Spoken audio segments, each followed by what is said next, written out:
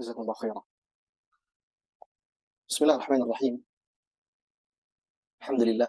الحمد لله حمدا كثيرا طيبا مباركا فيه كما يحب ربنا ويرضاه.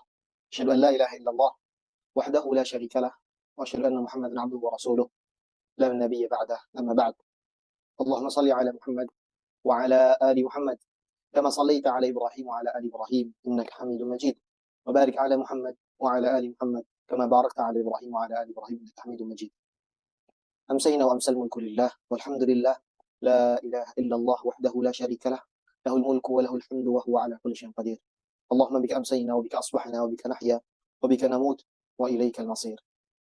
Akhwat iman, akhwat, saudara-saudari semoga senantiasa dirahmati Allah Subhanahu wa taala. Kita bersyukur kepada Allah Subhanahu wa taala yang telah memberikan kepada kita nikmat yang luar biasa. Pada petang hari ini di tengah dinginnya kota Pekanbaru, alhamdulillah, setelah beberapa hari kota kita diterjang panas yang begitu terik. Kemudian Allah Subhanahu wa taala menurunkan hujan dari sisinya hingga basahlah seluruh permukaan bumi. Cuaca menjadi sedikit mendingin. Alhamdulillah. Ini semua adalah nikmat dari Allah Subhanahu wa taala yang patut kita syukuri. Dan Allah Subhanahu wa taala ketika memberikan semua nikmat ini, Allah Subhanahu wa taala tidak menginginkan apa-apa dari seorang hamba. Allah Subhanahu wa taala ketika memberikan kepada seorang hamba nikmat, Allah Subhanahu wa taala tidak ingin hamba tersebut memberikan sesuatu, memberikan balasan. Akan tetapi sudah sepatutnya dan sudah sewajarnya seorang hamba sahaya ketika diberikan hadiah oleh tuannya, dia berterima kasih. Maka salah satu bentuk terima kasih kita kepada Allah Subhanahu wa taala adalah memaksimalkan segala nikmat yang Allah Subhanahu wa taala berikan untuk berbuat ketaatan kepadanya. Sebagaimana yang antum ketahui semua bahwa kita punya jadwal untuk belajar bersama, membaca bersama kitab At-Tibyan fi Adab Hamalatul Quran, satu risalah ringkas yang ditulis oleh Imam An-Nawawi rahimahullah ta'ala, yang di dalamnya beliau isi dengan beberapa nasihat dan beberapa tuntunan serta contoh tentang bagaimana seharusnya seorang penghafal Quran, seorang pembelajar Al-Quran beradab dengan Al-Quran itu sendiri. Dan secara umum, bagaimana seorang penuntut ilmu beradab dengan ilmu dan ulama. Ahibati fillah, zanallahu wa iyyakum. Pelajaran yang akan kita ambil atau cuplikan dari tulisan Al-Imam An-Nawawi rahimahullah ta'ala yang kita baca pada pertemuan kali ini adalah sebuah pembahasan yang cukup sakral. Dan ini akan sangat menyangkut tentang kehidupan seorang penuntut ilmu. Akan sangat bersinggungan erat dengan kita sebagai seorang penuntut ilmu. Yang akan kita baca adalah pasal yang berkaitan dengan hati. Berkaitan dengan bagaimana seorang penuntut ilmu memanage atau mengatur hatinya agar tidak terjatuh pada hal-hal yang dapat merusak perjalanan ia dalam menuntut ilmu. Sebelumnya, Al-Imam An-Nawawi rahimahullah ta'ala menggabungkan bab ini atau fasal ini, pembahasan ini dengan fasal sedikit pembahasan tentang waktu belajar yang terbaik. Mengapa beliau memasukkan waktu belajar yang terbaik di bab ini setelah beliau menjelaskan tentang bab bersegera dalam duduk di dalam majelis-majelis ilmu dan bersegera untuk hadir di dalam majelis ilmu. Setelah beliau menjelaskan tentang adab-adab yang seharusnya dimiliki oleh seorang penuntut ilmu di dalam majelis ilmu, bersegera, bersemangat, ya. Beliau menuliskan tentang bahwasannya waktu belajar terbaik adalah semakin cepat, semakin pagi, maka semakin baik. Mari kita lihat apa yang beliau rahimahullah ta'ala tuliskan terkait dengan bab belajar atau waktu terbaik untuk belajar. Kemudian beliau lanjutkan dengan pembahasan tentang ujub dan hasad dan bagaimana seorang penuntut ilmu harusnya mengatur hatinya agar tidak terjatuh pada hal-hal yang dapat merusak itu semua. Beliau rahimahullah ta'ala mengatakan faslun fit tabkiri fil qira'ah wa fi nafsil hasad wal ujub. Pasal yang menjelaskan tentang waktu yang terbaik dalam belajar adalah di waktu pagi atau bersegera dalam belajar, wa fi nafsil hasad wal ujub. Dan pasal ini pula berkaitan atau akan membahas tentang bagaimana cara menghilangkan hasad dan ujub dari dalam diri seorang penuntut ilmu. Beliau mengatakan, wa yanbaghi an yubakkira bi qira'atihi 'ala asy-syaikh awwalan nahar. Ini yang pertama. Hendaknya, kata beliau, hendaknya seorang penuntut ilmu tersebut bersegera untuk duduk di majelis syekhnya atau belajar kepada kepada syekhnya, terkhusus di dalam buku ini pembahasannya tentang Al-Quran. Hendaknya seorang penuntut ilmu tersebut, seorang pelajar Al-Quran bersegera untuk membacakan hafalannya kepada syekhnya awalan nahar, di pagi hari, kata beliau. Sebagaimana sabda Rasulullah SAW, Allahumma barik li ummati fi bukuriha. Ya Allah, berkatilah umatku di pagi harinya. Akhwatul iman, asanallahu wa iyyakum ahibati fillah. Cuplikan pertama dari penjelasan Al-Imam Nawawi rahimahullah taala ini menjelaskan tentang betapa pentingnya bersegera untuk mendapatkan kesempatan belajar. Dan waktu yang terbaik untuk menuntut ilmu adalah semakin pagi, semakin cepat, maka semakin baik. Mengapa demikian? Dituliskan beberapa alasan. Alasan pertama, mengapa waktu pagi menjadi waktu terbaik untuk belajar? Beliau mengatakan dikarenakan di dalamnya ada keberkahan, dan termasuk di dalam doa yang dipanjatkan oleh Rasulullah SAW bahwasanya di pagi hari orang-orang yang bersegera beraktivitas di pagi hari, maka mereka akan mendapatkan keberkahannya. Para ulama ketika menjelaskan hadis ini dan juga hadis-hadis yang senada dengan ucapan Rasulullah SAW ini, ataupun tentang mengapa mereka memotivasi setiap para penuntut ilmu atau orang-orang yang lainnya, bukan hanya penuntut ilmu, mereka memotivasi setiap manusia, setiap seorang muslim untuk bersegera, ya, untuk memaksimalkan waktu pagi mereka. Kemudian mereka mengambil makna al-barakah di dalam pagi hari seorang muslim.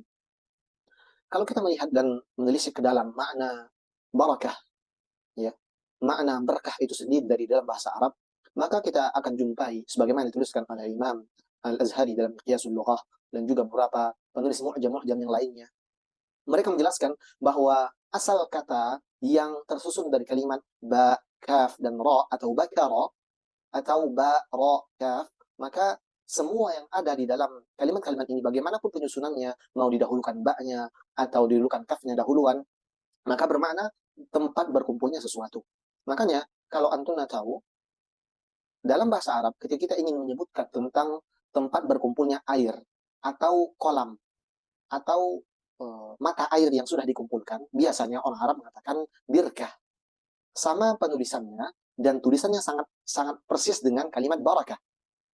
Maka dari hal ini, para ulama bahasa yang mempelajari tentang kesamaan kata per kata antar bahasa Arab, mereka menyatakan bahwasanya kenapa barakah ini menjadi sesuatu yang sangat dicari, dikarenakan di tempat-tempat yang sudah diberkahi, ada berkah di sana terkumpul berbagai macam kebaikan.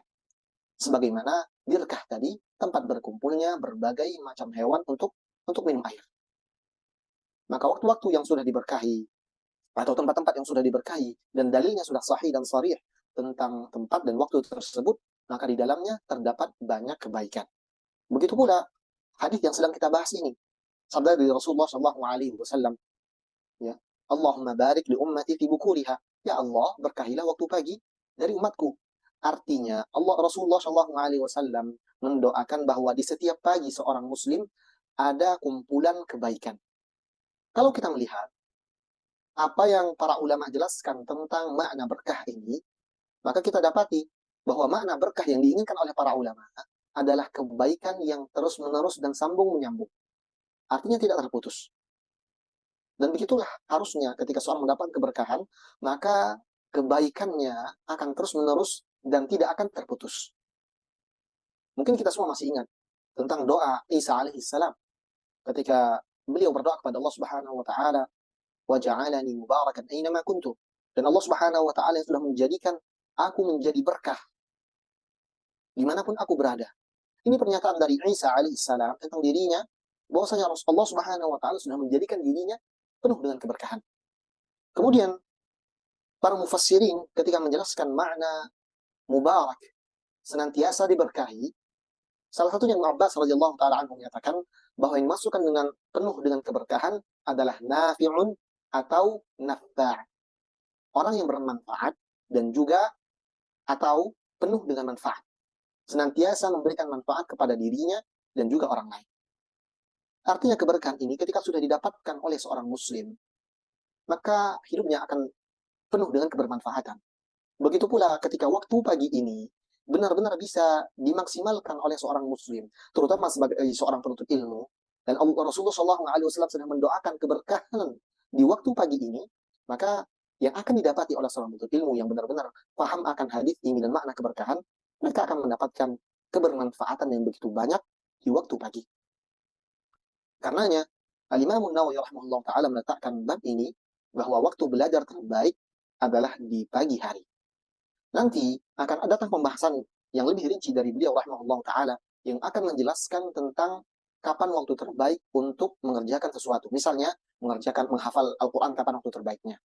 Kapan waktu terbaik untuk memurajaah. Kapan waktu terbaik untuk mudzakarah ilmu. Ini akan datang babnya nanti, insya Allah ta'ala. Akan tetapi, secara umum, waktu terbaik dan memilih waktu terbaik untuk belajar, beliau katakan, waktu terbaik untuk belajar adalah di pagi hari, dikarenakan di dalamnya terdapat banyak kebaikan. Karena di dalamnya, waktu pagi tersebut, sudah didoakan oleh Rasulullah SAW agar penuh dengan keberkahan. Maka, waktu terbaik untuk belajar seorang penuntut ilmu, waktu terbaik untuk belajar seorang penghafal Quran, adalah di waktu pagi hari. Kemudian bisa juga diartikan makna dari tabkir ya, yang dijelaskan oleh Imam Nawawi rahimahullah taala tentang yang ketika memberikan judul fasal berpagi-pagi dalam belajar, bisa dimaknakan juga bersegera dalam menuntut ilmu dan bersegera ketika waktu belajar sudah tiba. Jangan menunda, ya. Jangan pula mendahulukan orang lain ketika waktunya sudah datang, giliran dia sudah datang untuk membaca, giliran dia belajar sudah datang, jangan mendahulukan orang lain. Inilah yang akan beliau sampaikan di kalimat-kalimat selanjutnya. Beliau rahimahullah taala kemudian menyatakan, "Wa yanbaghi an yuhafidha ala qira'ati mahfudhihi." Ya. Kemudian beliau mengatakan, hendaknya seorang penuntut ilmu benar-benar bisa konsisten dan menjaga apa yang sudah pernah dia pelajari, yang sudah pernah dia hafalkan. Dan jangan sampai terluput sedikit pun waktu kecuali dia mengulang apa yang sudah dia hafalkan, yang sudah dia pelajari. Dan ini yang kita maksud adalah memurajaah dan konsisten dalam memurajaah pelajaran dan hafalan. Kalau dalam progres kita belajar tahsin misalnya, atau belajar tajwid misalnya, maka jangan lupa untuk mengulang catatan-catatan yang sudah pernah kita pelajari. Ini adalah satu tuntunan yang disampaikan oleh Imam Nawawi rahimahullah ta'ala. Dan nanti akan ada bab tersendiri tentang kewajiban menjaga hafalan Al-Quran dan ancaman untuk orang-orang yang melupakan hafalan Al-Quran secara khusus, dan ancaman untuk orang-orang yang melupakan ilmu penting untuk dirinya.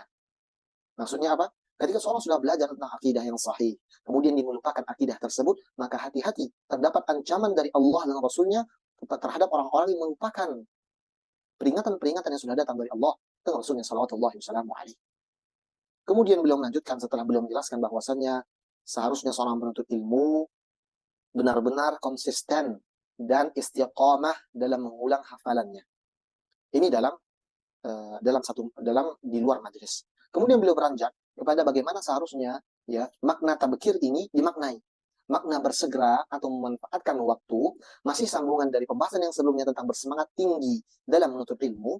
Beliau mengatakan, وَيَنْبَغِي أَلَّا يُؤْثِرَ بِنُبُوَّتِهِ غَيْرَهُ فَإِنَّ الْإِيثَارَ بِالْقُرَبِ مَكْرُوهٌ. Beliau kemudian menyatakan, di dalam majelis, ketika kesempatan untuk belajar, kesempatan untuk bertalaqi itu sudah tiba dan sudah datang gilirannya, maka jangan pernah dia mendahulukan orang lain. Artinya, ketika sampai giliran kita untuk membaca kepada musyrifah kita, kepada guru kita, maka jangan mempersilahkan orang lain untuk duluan. Mengapa demikian? Dikarenakan al-ithar fil qurabi makruh. Mendahulukan orang lain, memprioritaskan orang lain di dalam perbuatan amal salih, hukumnya makruh. Dan ini adalah kaidah yang pakem dari para ulama, bahwa siapapun yang melakukan perbuatan ini, perbuatan ithar, mendahulukan orang lain dalam perbuatan amal salih, maka dia sudah terjatuh dan sudah melakukan perbuatan makruh, kecuali dengan beberapa pengecualian. Ahibati fillah akhwati fiddin, asallallahu ayyakum. Kita semua tahu akhlak ithar. Kalau antum yang belum tahu, makna ithar adalah ketika seorang muslim mendahulukan haknya atau mendahulukan orang lain dalam mengambil satu hak dibandingkan dirinya. Dan ithar adalah akhlak yang mulia yang dicontohkan oleh Rasulullah SAW dan juga dicontohkan oleh para sahabat ridwanullahi alaihim ajma'in. Di dalam sebuah hadis Rasulullah SAW mengatakan bahwasanya tidak beriman secara sempurna seorang muslim hatta yuhibba li akhihi ma yuhibbu li nafsihi. Sampai dia mencintai untuk saudaranya apa-apa yang dia cintai untuk dirinya. Artinya, dia mencintai sama rata dengan apa yang dia cintai untuk dirinya. Kalau ingin memberikan sesuatu, berikan yang terbaik sesuai dengan apa yang kita senangi. Kalau ingin memberikan makanan, berikan makanan yang kita senangi. Jangan sisa-sisa makanan kita yang sudah kita tidak makan, kita berikan ke orang lain. Bahkan di dalam Al-Quran, Allah Subhanahu wa Ta'ala menyatakan, kalian tidak akan mencapai derajat cinta yang begitu tinggi, derajat keimanan yang begitu tinggi, hatta tunfiqu mimma tuhibbun. Sampai kalian mengeluarkan, menginfakkan apa-apa yang kalian cintai. Yang benar-benar terikat hati kita dengan sesuatu tersebut. Apa perintah agama kita? Itu yang terbaik untuk diinfakkan. Itu terbaik untuk diberikan kepada saudaranya. Ini perintah dari Al-Quran dan juga Rasulullah SAW. Ini perintah agama kita. Bahkan lebih daripada itu. Bukan hanya memberikan yang kita cintai, akan tetapi terkadang di satu sisi, kita dianjurkan untuk memberikan apa yang kita sangat cintai, kemudian meninggalkan apa yang kita cintai tersebut untuk tidak kita ambil. Artinya, mendahulukan kebaikan, mendahulukan sesuatu hal duniawi untuk orang lain. Misalnya kesempatan untuk, misalnya dalam antrian, sederhana saja, dalam antrian ATM misalnya. Kalau kita lihat ada yang buru-buru, silahkan dahulu. Dan ini juga diajarkan oleh para sahabat ridwanullahi majma'in. Dalam sebuah kisah, para sahabat ridwanullahi majma'in di kancah peperangan yang sedang berkecamuk, mereka melihat ada temannya yang membutuhkan air, sedangkan mereka sedang membutuhkan air untuk minum. Darah sedang bercucuran, kemudian mereka minta air kepada para peminggul air, kemudian mereka minta, kemudian ketika ingin meminumnya, mereka melihat ada orang lain yang lebih berhak. Mereka bilang, berikan orang itu dahulu. Sampai ke orang tersebut, orang itu melihat lagi ada yang lebih berhak, kasihkan ke orang lain. Dan begitu seterusnya. Sampai ketika peminggul air ini ingin kembali ke orang pertama, sudah didapatinya bahwa orang tersebut sudah wafat. Kemudian ke orang kedua, didapati ternyata sudah wafat. Sampai begitu mereka mendahulukan saudaranya semuslim dibandingkan dirinya sendiri. Dan ithar ini adalah akhlak yang mulia ketika dilakukan di tempat yang tepat dan pada hal yang tepat.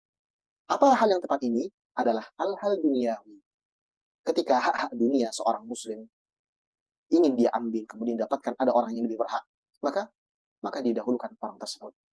Misal contoh yang lainnya lagi, misalnya kita ada pembagian makanan misalnya. Kemudian kita lihat ada orang-orang yang lebih berhak. Padahal kita sedang sangat butuh. Di antara bentuk akhlak ithar yang terbaik dan terpuji adalah mendahulukan orang ini. Berikan orang ini padahal kita sendiri sangat sedang berapa. Ini akhlak ithar. Akan tetapi para ulama mengatakan akhlak ithar ini ketika dilakukan pada hal-hal amal salih, hal-hal yang dapat mendekatkan diri seorang pada Allah Subhanahu wa Ta'ala, maka perbuatan ini makruh untuk dilakukan. Contohnya, misal antuna sedang sholat. Antuna sedang sholat, kemudian mendapati pada saf pertama ada saf yang kosong, saf yang enggak. Jangan basa-basi memerintahkan saudari antuna untuk maju. Tafadhal ukhti, dahulu masuk di sana. Bersegeralah masuk ke dalam celah saf tadi. Karena ini adalah amal saleh yang mendekatkan diri kepada Allah Subhanahu wa Ta'ala. Sedangkan kita diperintahkan di dalam Al-Quran dan juga sunnah Rasulullah SAW untuk saling berlomba-lomba dan berkompetisi untuk mendapatkan amal saleh, mendapatkan kedudukan di sisi Allah Subhanahu wa Ta'ala. Wasari'u ila maghfiratin min rabbikum wa jannah. Allah Subhanahu wa Ta'ala katakan, berlomba-lombalah, bersegeralah menuju Allah Subhanahu wa Ta'ala, menuju ampunan Allah Subhanahu wa Ta'ala untuk mendapatkan surga yang luasnya tidak terhingga.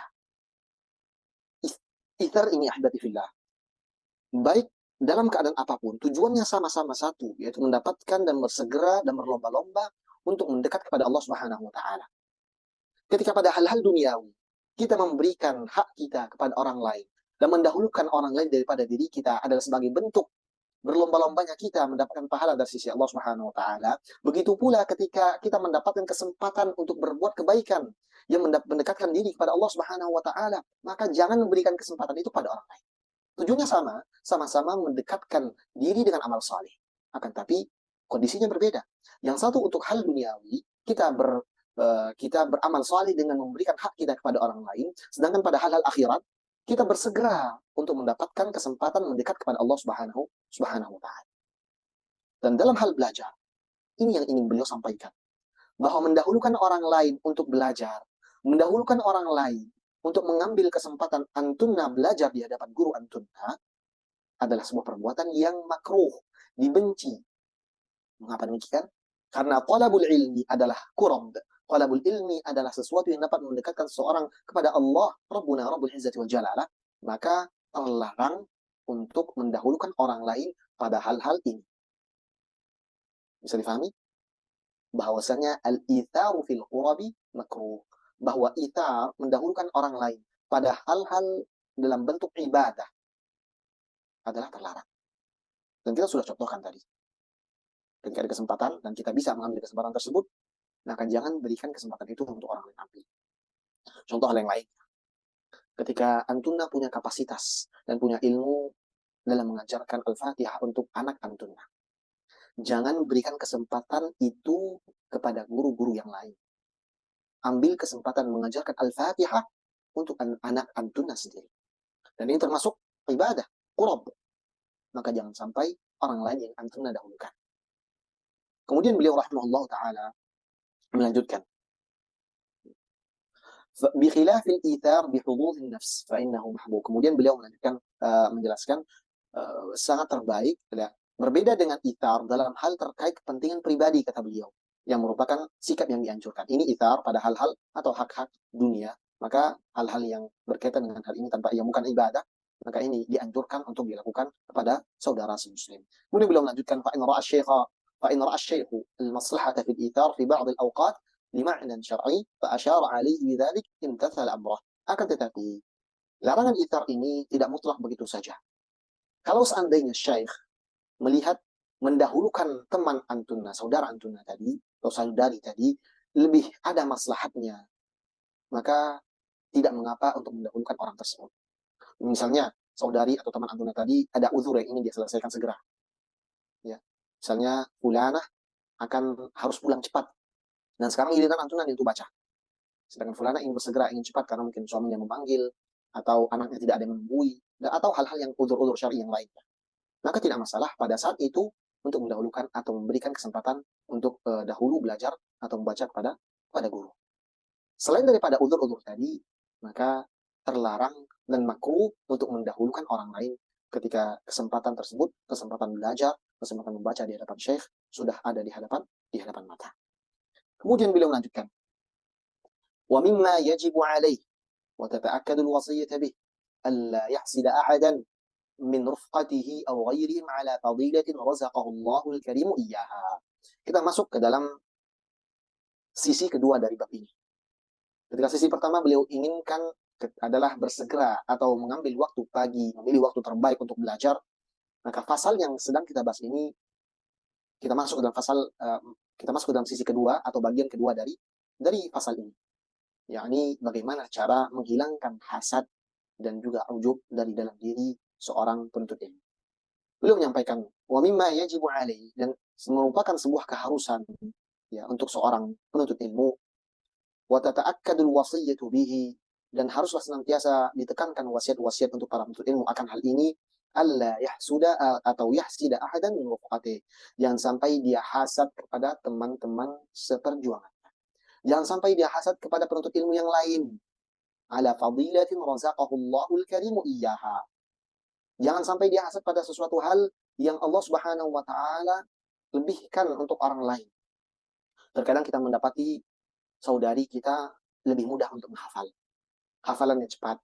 Kadang kita mendapati saudari kita bacaannya lebih fasih dibandingkan diri kita.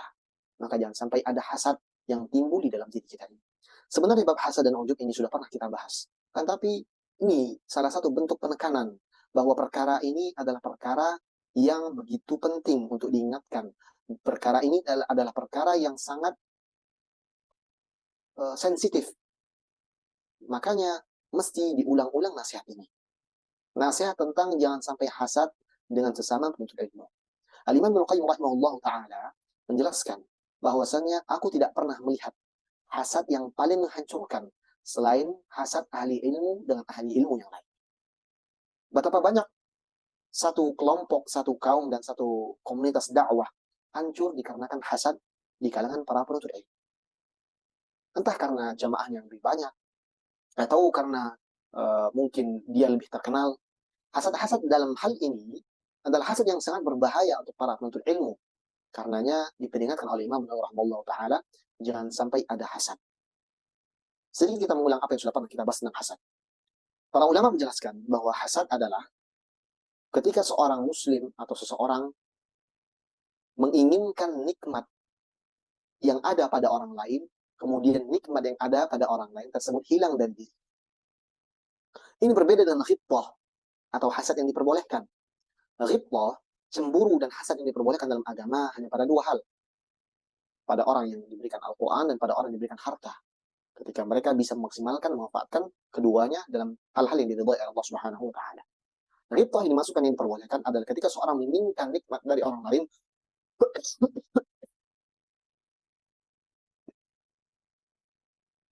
dengan tanpa mengharapkan nikmat tersebut hilang dari orang tersebut. Ghibthah yang diperbolehkan adalah ketika seorang penuntut ilmu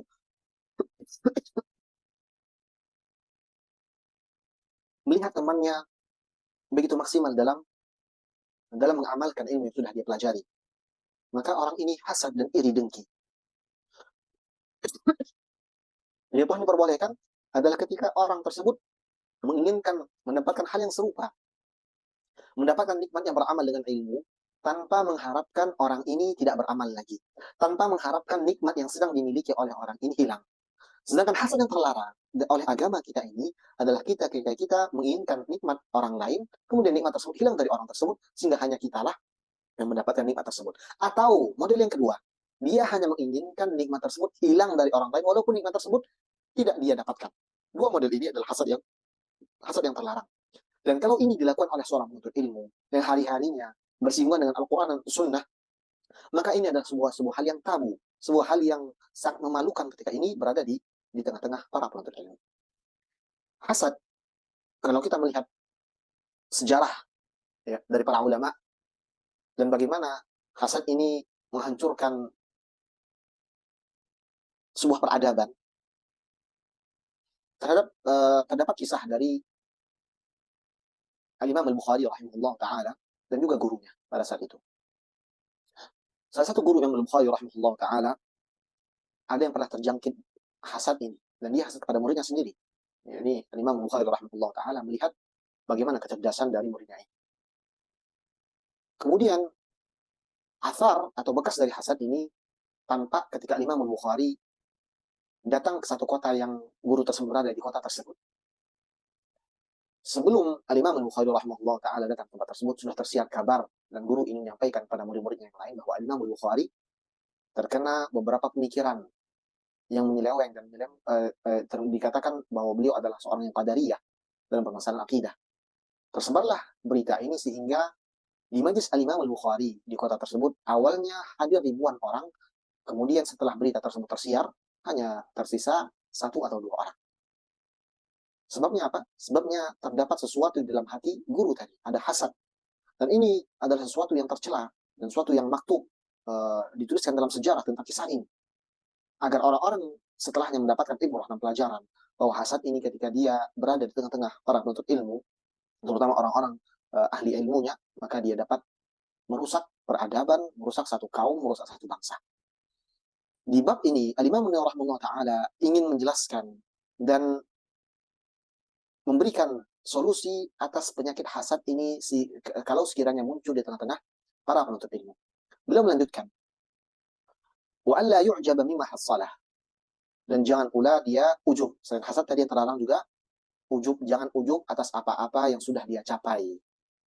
Ya, kemudian beliau menyatakan waqad qaddamna idaha hadza fi adab syekh, bahwa penjelasan ini sudah pernah kami bahas pada adab-adab seorang syekh atau seorang guru. Kemudian beliau melanjutkan wa tariquhu, dan bagaimana cara untuk menghilangkan hasad dan ujub ini di hadapan di hati-hati para penuntut ilmu. Beliau melanjutkan wa tariqu fi nafil ujub an yudzakkira nafsahu annahu lam yuhassil ma hassal bihawlihi wa quwwatihi wa innama huwa fadlun min Allah fala yanbaghi an yu'jaba bi syai'in lima lam yakhtari'uhu bal awda'ahu Allah ta'ala fihi. Beliau menyatakan bahwa di antara cara untuk menghilangkan rasa ujub di dalam diri adalah dengan cara mengingat bahwa semua hasil atau semua pencapaian yang dicapai oleh murid tersebut, oleh orang tersebut, bukanlah atas kekuatan dirinya sendiri dan bukan karena usaha dirinya. Akan tetapi itu adalah murni pemberian dari Allah Subhanahu wa taala. Kalau ia sadar bahwa itu ada pemberian dari Allah, adalah sebuah hadiah dan hibah, maka seharusnya ia tidak berbangga dan tidak bersombong diri dengan sebuah hadiah yang sudah Allah Subhanahu wa taala titipkan dan Allah Subhanahu wa taala berikan pada orang tersebut. Kemudian beliau melanjutkan bagaimana cara menghilangkan rasa dengki. Wa tariquhu fi nafyi al-hasad an ya'lama anna hikmat Allah taala qadat ja'al hadhihi al-fadilati fi hadha. Bahwasanya cara menghilangkan hasad dari diri seorang penuntut ilmu ketika dia hasad dengan temannya sesama penuntut ilmu adalah dengan mengingat bahwa Allah Subhanahu wa taala sudah mentakdirkan segala sesuatu dan sudah menyamaratakan pemberiannya. Ini mendapat keutamaan ini diberikan kelebihan ini. Semuanya sudah diberikan oleh Allah Subhanahu wa taala. Fayanbaghi alla ya'taridu 'alaiha, dan jangan sampai dia mendustakan, jangan sampai dia mengingkari takdir yang Allah Subhanahu wa taala sudah takdirkan dan Allah Subhanahu wa taala sudah tuliskan. Wala yakraha hikmatan aradahullah, dan jangan sampai dia membenci hikmah-hikmah atas takdir yang Allah Subhanahu wa taala sudah berikan. Orang yang hasad ini secara tidak langsung dia sedang menolak takdir Allah Subhanahu wa taala. Ketika Allah Subhanahu wa taala memberikan kelebihan untuk temannya fulan, dia punya hafalan yang banyak, punya hafalan yang cepat, kemudian dia iri, dengki, menginginkan agar kelebihan tersebut hilang pada si fulan tadi, maka secara otomatis dia sedang menolak takdir Allah Subhanahu wa taala. Dan kita ketahui bahwa di antara hal-hal yang dapat menjatuhkan seorang pada kekufuran adalah ketika dia menolak takdir dari Allah Subhanahu wa taala. Dan hasad ini adalah pintu untuk menolak, pintu terjadinya penolakan terhadap takdir-takdir Allah Subhanahu wa taala. Habib fillah sallallahu alaihi wasallam.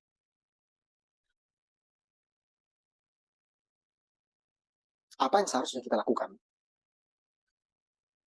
Dan apa yang seharusnya kita kerjakan sebagai seorang teman ketika teman tersebut mendapatkan musibah?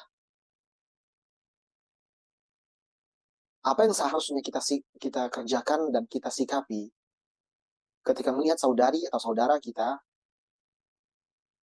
rumahnya terbakar, atau dia sedang tertimpa musibah sakit yang berkepanjangan? Apakah seorang muslim dan sikap kita iri dan dengki dengan orang yang terkena musibah ini? Sekarang teman kita ini sedang diuji oleh Allah Subhanahu wa taala. Teman kita sedang diberikan musibah. Musibahnya apa? Musibahnya dan ujiannya orang ini diberikan kemudahan untuk menghafal cepat. Diberikan kemudahan untuk pelajaran yang diterima orang ramai, sehingga pengikutnya banyak. Lalu, apakah sikap kita sama ketika mendapati teman kita mendapatkan musibah kebakaran dengan teman kita yang mendapatkan ujian terkenal atau mendapatkan ujian dimudahkan menghafal dan banyak hafalannya? Atau kita membedakan bahwa ini musibah buruk dan ini musibah baik? Padahal Allah Subhanahu wa taala sama-sama menjelaskan bahwa baik dan buruk dua-duanya sama-sama musibah dan ujian. Allah Subhanahu wa taala mengatakan, dan kami uji kalian dengan hal buruk dan hal yang baik yang kalian inginkan.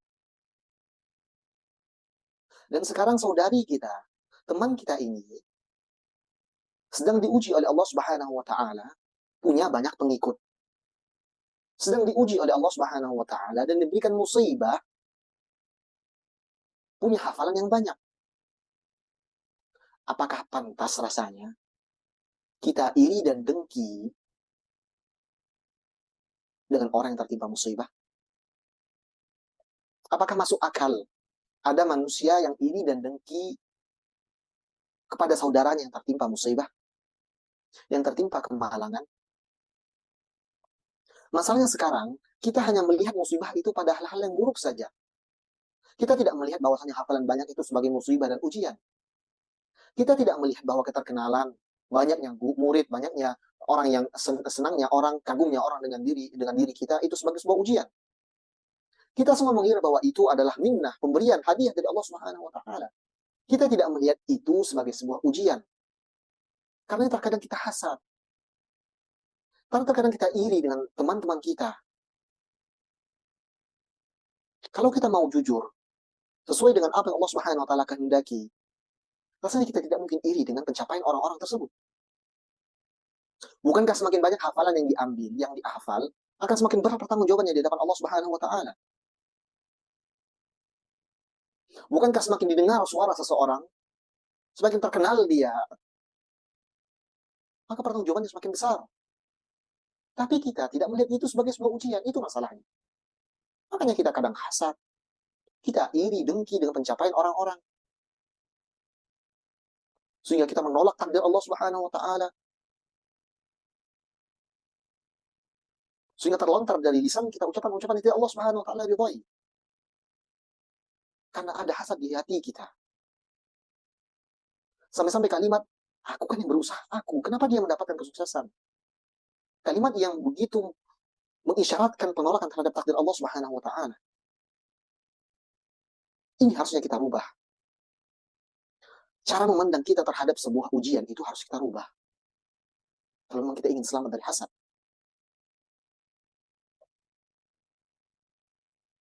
Selama ini, kita mengira bahwasanya ketika hafalan itu mudah untuk diterima, hafalan itu mudah dan terus bertambah, semakin tinggi, artinya Allah Subhanahu wa taala berikan hadiah kepada kita begitu saja. Ini itu ujian. Karena kita tidak menyadari itu ujian. Kita terlalaikan dengan kalimat-kalimat bahwa itu hadiah atas usaha-usaha kita. Padahal itu Allah Subhanahu wa taala sedang menguji. Tapi kita tidak melihat hal itu sebagai sebuah ujian. Tapi kadang kita hasad kepada teman-teman yang punya pencapaian. Talabul ilmi. Para penuntut ilmu harus paham cara memandang sesuatu. Ini akan merubah pandangan dia terhadap saudaranya dan saudarinya sama muslim, sama penuntut ilmu. Dan juga akan memandang dan akan merubah pandangan dia terhadap dirinya sendiri. Ketika dia sadar dia tengah diuji oleh Allah Subhanahu wa taala dengan segala pencapaian yang dia sudah sampai, dia tidak mungkin berbangga. Tidak ada orang berakal yang berbangga dengan ujian yang sedang dia terima. Adakah orang yang berbangga, ada yang berbangga diri bahwasanya, rumah saya kebakaran, atau saya baru kemalingan dengan bangga diri? Dan masuk akal rasanya. Tapi di sisi lain kita berbangga atas pencapaian yang sudah kita lakukan. Saya sholat malam kemarin, atau usaha saya sudah hafal 30 juz. Padahal ini ujian yang sudah Allah Subhanahu wa taala ujiankan kepada kita. Tapi kita tidak sadar. Karena cara pandang kita kepada sesuatu tersebut masih cara pandang manusia biasa. Nah, dalam surah Al-Fajr Allah Subhanahu wa taala sudah katakan demikian. Dalam surat-surat Allah Subhanahu wa taala sudah katakan bahwa kami uji kalian pada hal yang kalian senangi dan kalian benci. Bil khairi wasyarr. Pandangan manusia mengatakan itu sebuah kebaikan, itu sebuah pencapaian, padahal itu sebuah ujian. Kalau kita bisa merubah cara pandang kita terhadap sesuatu, cara pandang kita terhadap pencapaian yang Allah Subhanahu wa taala sudah berikan, maka rasanya tak mungkin ada ujub. Maka rasanya tak mungkin ada hasad kepada saudara-saudari kita dengan semua pencapaian mereka. Karena kita tahu itu semua ujian. Dan tidak masuk akal kita berbangga dan iri hati. Ada orang yang tertimpa ujian dan musibah. Ini hasad. Dia dapat menggerogoti hati seorang muslim. Dia adalah senjata mematikan. Tapi perlahan. Antum tahu kalau orang minum racun? Karena dia tidak mati seketika. Tapi matinya perlahan. Sedikit demi sedikit. Tenggorokannya mungkin sakit. Nafasnya sesak. Mulutnya mulai berbuih. Akhirnya mati. Begitu hasad. Dia tidak akan menghancurkan, mematikan hati manusia. Begitu saja. Dia perlahan. Ketika orang mendapatkan pencapaian, sakit hati. Iri. kemudian beranjak ke step selanjutnya. Dia berusaha memburukkan orang yang tadi dihasadkan. Dia terjatuh pada ghibah. Bukan hanya ghibah, dia jatuh pada fitnah. Terus disebarkan fitnah-fitnah yang dusta. Karena hasad tadi. Dia next step selanjutnya lagi. Karena hasad yang ada di hatinya. Dia mulai berusaha agar nikmat yang ada pada orang tersebut hilang. Dengan berbagai macam cara. Dia halalkan. Sampai pada satu titik. Dia baru berbangga dan senang hati dan puas hati. Ketika melihat orang yang dia hasadkan jatuh tersungkur. Dia akan senang ketika ada orang lain ghibah dan berkata buruk tentang orang tersebut. Ini hatinya sudah mati. Mari kita lihat diri kita masing-masing. Ketika diceritakan tentang fulanah, tentang fulan, apakah kita senang atau hati kita panas? Jangan kita hasad sama nih orang. Perhatikan.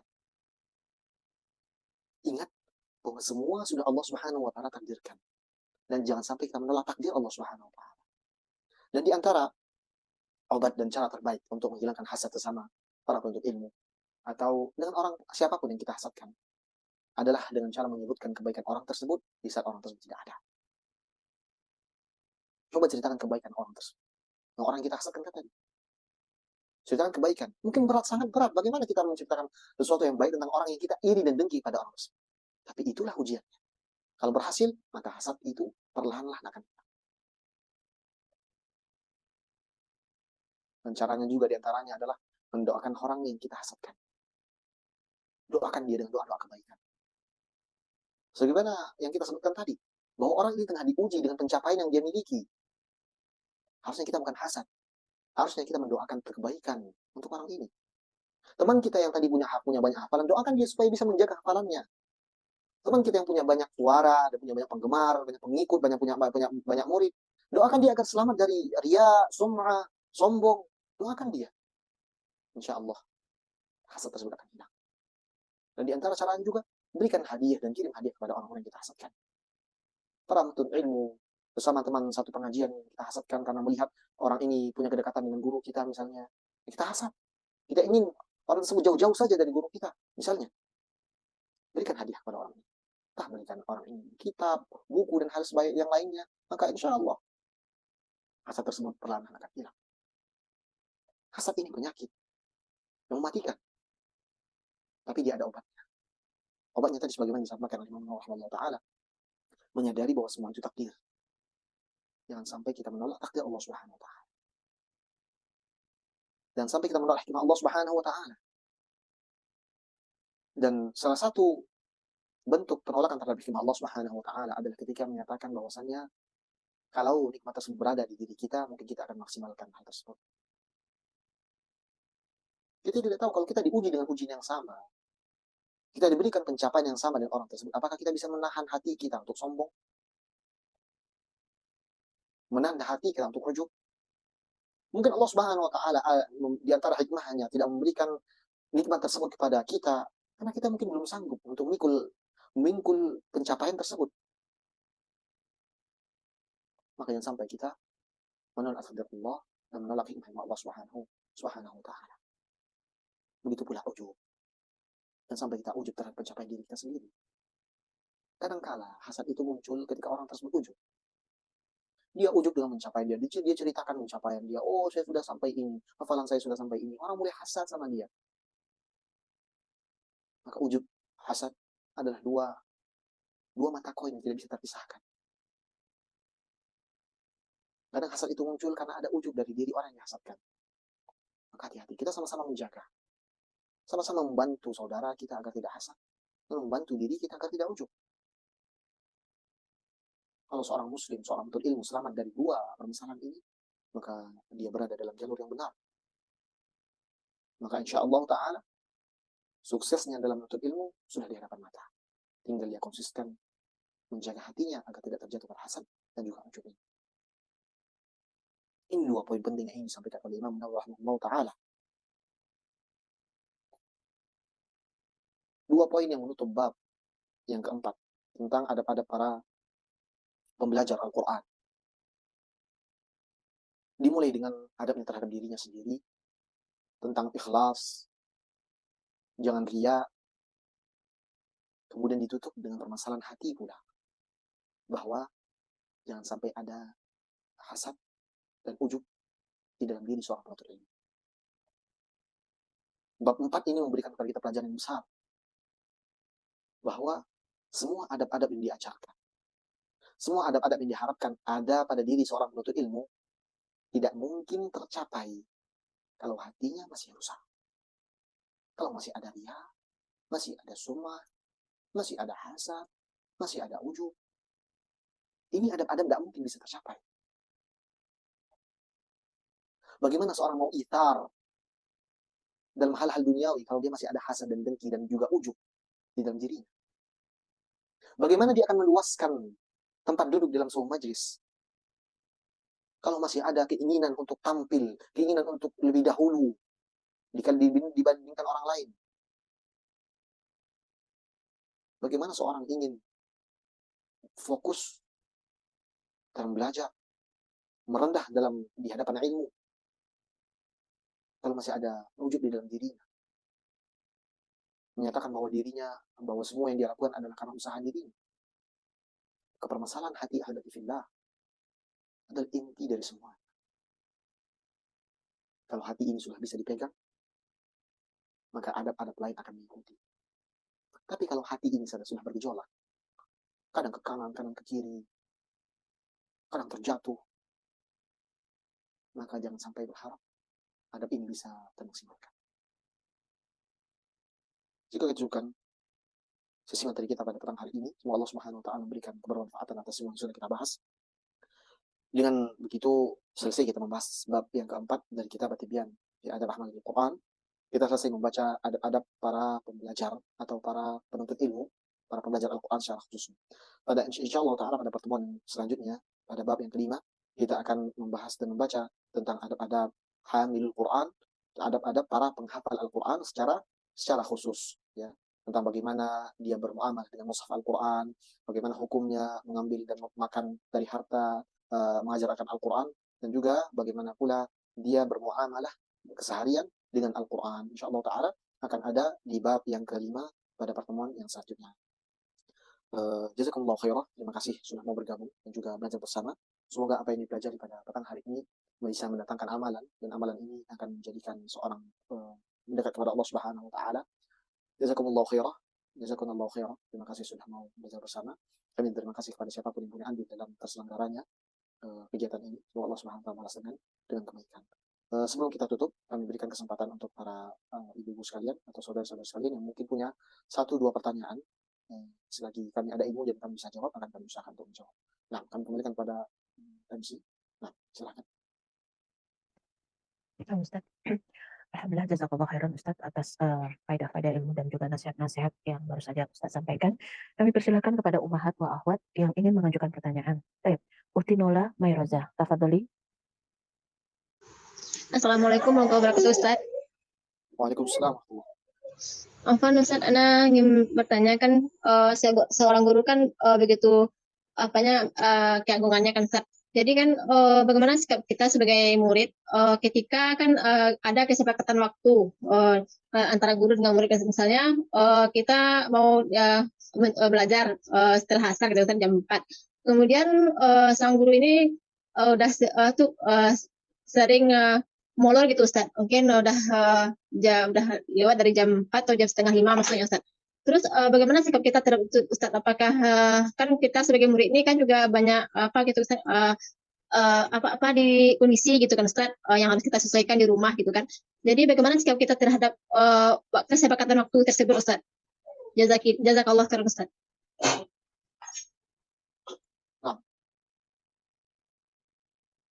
Rasulullah SAW bersabda, al-muslimu ala syurutihim, bahwasanya seorang muslim itu, ya, hubungan muamalah antara seorang muslim dengan muslim yang lainnya itu tergantung dengan syarat-syaratnya.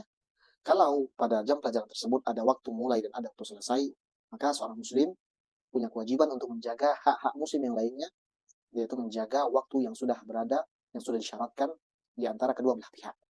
Kalau misalnya kelasnya adalah kelas yang tertutup, misalnya kelas-kelas yang memang ada jam pelajaran mulainya jam segini, selesainya jam sekian, maka tidak ada salahnya ketika seorang murid mengingatkan gurunya, misalnya ustaz atau ustazah waktunya habis. Dan ini adalah salah satu bentuk bakti atau bentuk berbuat baiknya seorang murid kepada gurunya. Kenapa?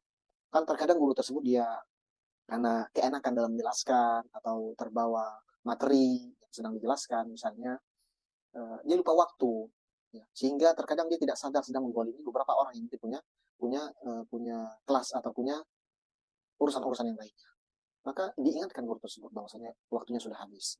Akan tetapi kalau waktunya tidak terikat, ya, waktunya itu bebas, siapa saja bisa keluar dan masuk, maka silahkan izin saja dengan cara terbaik. Tentunya tadi ketika mengingatkan gurunya, mengingatkan dengan cara terbaik, dengan penuh adab. Jangan berlagak seperti orang yang mengajari gurunya, jangan berlagak seperti orang marah kalau gurunya sudah melanggar peraturan dan sebagainya. Tetap dengan cara-cara yang terbaik, karena guru bagaimanapun mereka adalah orang-orang yang biasa pada kita, dan mungkin terkadang mereka melakukan kesalahan. Dan tugas sebagai seorang guru, ingat bahwa kalau sudah ada waktu dari mulai dan juga selesai, maka lazim waktu tersebut dan jangan keluar dari waktu tersebut. Dan ini adalah salah satu bentuk amanah yang sudah diberikan kepada setiap guru tersebut. Jangan sampai lebih waktunya, jangan sampai pula kurang. Allah Ta'ala alam. Kalau masalah ini masih bisa dibicarakan dengan cara yang terbaik, sebagai seorang murid mengingatkan gurunya dengan adab yang terbaik, maka insya Allah guru tersebut akan menerima. Kalau misalnya tidak bisa, ya minta izin saja dengan izin yang terbaik, maka insya Allah akan diizinkan. Allah Ta'ala alam. Silakan satu lagi. Alhamdulillah, jazakallah khairan Ustaz atas jawabannya. Kembali kita ajukan pertanyaan yang ada di ruang chat Ustaz. Bismillah, izin bertanya Ustaz. Saya pernah mendengar hadis tentang kedudukan kita di surga berdasarkan hafalan Al-Quran. Bagaimana dengan kami yang hafalannya sedikit dan hilang-hilang? Jazakallah khair Ustaz. Nah, Ustaz.